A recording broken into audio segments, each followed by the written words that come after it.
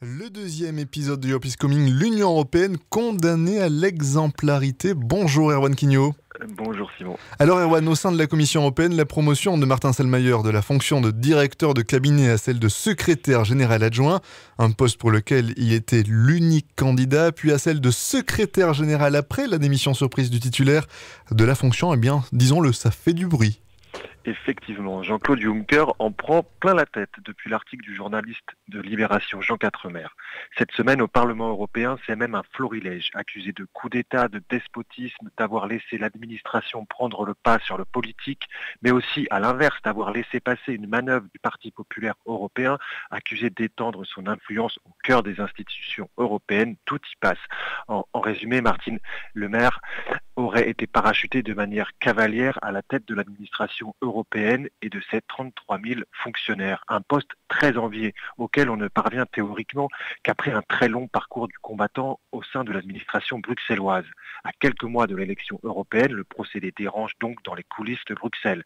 La Commission européenne tente désormais de se justifier et rappelle que les règles ont bien été respectées, sans convaincre véritablement tout le monde. Il semble assez clair que Martin Selmayr a bénéficié d'un remerciement pour bons et loyaux services auprès du président de la Commission européenne, Jean-Claude Juncker. En France, le même procédé aurait sans doute pas ému grand monde. À Bruxelles, Jean-Claude Juncker vient peut-être de se compliquer pour de bon sa fin de mandat.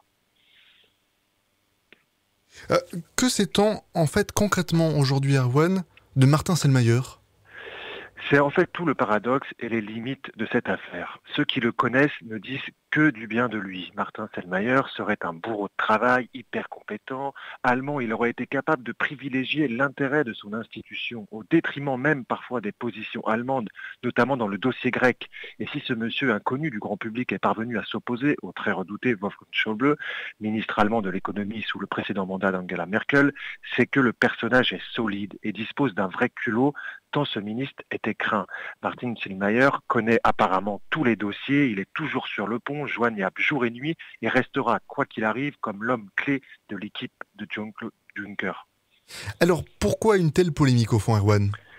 D'abord, peut-être parce que la Commission européenne est devenue la forteresse des hauts fonctionnaires, hyper compétents, dont les profils se ressemblent terriblement. L'élite européenne ne se rend plus compte qu'elle vit en vase clos, qu'elle tourne sur elle-même. Je n'avais pour ma part jamais entendu parler de Martin Selmayr, mais il semble un peu sortir du moule, et cela ne plaît pas à tout le monde. Sa fulgurante carrière a exacerbé des jalousies.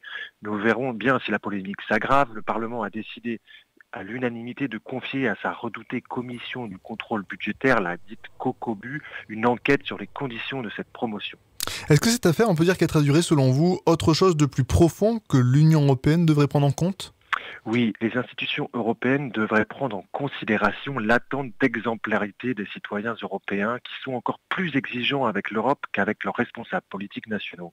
C'est peut-être injuste, mais rappelons-nous à quel point les articles de la presse anglaise ont fini par détruire l'image de l'Europe outre-Manche. Cela s'est conclu par le Brexit. Sur France 3, début février, Stéphane Girard n'y allait pas de main morte dans l'émission Pièce à conviction, toujours en ligne sur le site de la chaîne. Gros salaires, privilèges et gaspillage, un florilège d'abus qui reviendront forcément sur le tapis dans les prochains mois. Les 2 sièges du Parlement européen, la folie des salaires de fonctionnaires alignés sur le principe des grandes carrières internationales, ce qui en Europe pourrait se discuter, l'administration européenne et le Parlement européen vont devoir revoir leurs procédures de A à Z. Telle est l'obligation si l'Union européenne ne veut pas subir l'assaut de tous les démagogues et montrer l'exemple. L'heure est donc au régime sec à la fin de toutes les petites et grosses facilités. Pour l'Union européenne, l'heure est à l'excellence déontologique. Un critère permettra d'en juger le seuil des dépenses de fonctionnement, autour de 10% pour le Parlement européen, 6% pour l'ensemble de l'Union, si mes chiffres sont bons. Actuellement, l'Europe ne fait pas pire que celle des États membres, mais elle est bien condamnée à faire mieux, et le plus tôt sera assurément le mieux.